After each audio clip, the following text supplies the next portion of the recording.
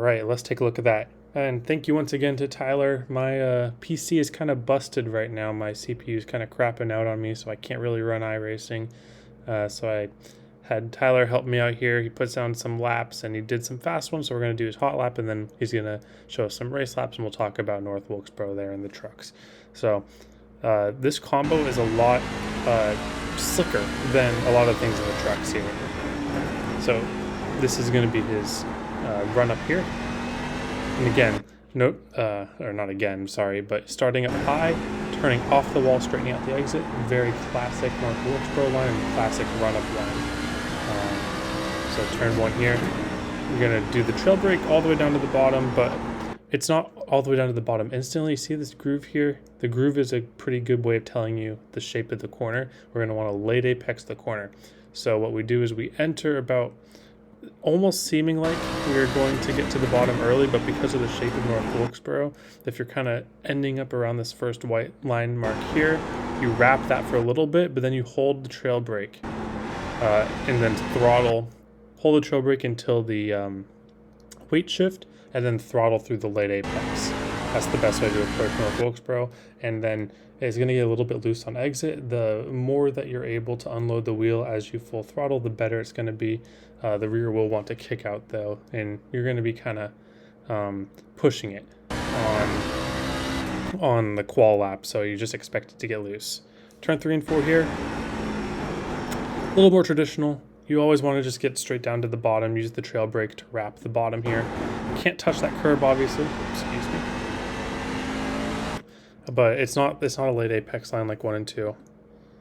What you want to do is just trail brake early down to the bottom. You see how his nose gets pointed before the corner starts. That's very good. You see how he comes up on the banking transition here, but his nose by right here, before the corner's even started, he's already has his nose pointed downward. And so now all he has to do is ride his trail brake down to the bottom. And if you're wondering, you're thinking, his inputs aren't that smooth. Well, it's because he is on controller actually. So this will show you guys that you can achieve on any device all these lap times and even decent race pace as well. So it's just having the ideas down, and the equipment shouldn't be able to limit you too much. But anyways, I'm going to back out of this. We're going to go to the race laps. And we're going to just talk about how to save tires here. So it's kind of a double whammy here, right? Because North Wilkesboro is a right front burner on entry and a right rear burner on exit. So you just got to be mindful of both tires. It's not where it's like, I just got to worry about my right front or I just got to worry about my right rear. It's all about just getting those early turn downs so that you're, especially in 3, that your nose is pointed early. And then in turn 1, making sure that you're riding your trail brake all the way until your car weight shifts towards the bottom. In fact, I actually don't like how Tyler had a little bit of coasting there in between his trail brake and his throttle.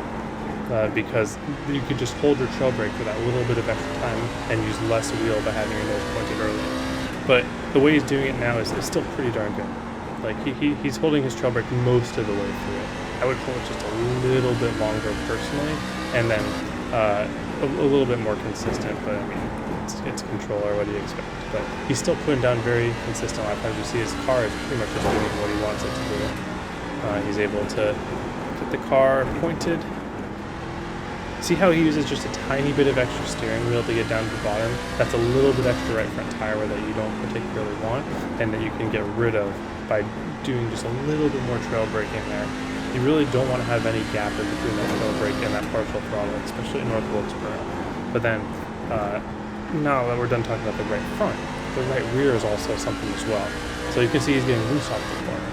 So one way to make sure that you're not getting loose off the corner too much and sliding your right rear and burning your right rear up is making sure that, 1, you're smooth back on the throttle. That's pretty much a given there. But 2, making sure that you're unloading the steering wheel whenever you're getting back on the throttle. If you're keeping the steering wheel turn at the same angle as you pick up the throttle, that's the easiest recipe for right rear tire spin. So just keeping it consistent. You can see he's holding the certain throttle, and then he's not going 100% until he unloads the wheel. It can be a little bit smoother, especially on a wheel and pedals, but he's doing a very good job of that. And I like that right there.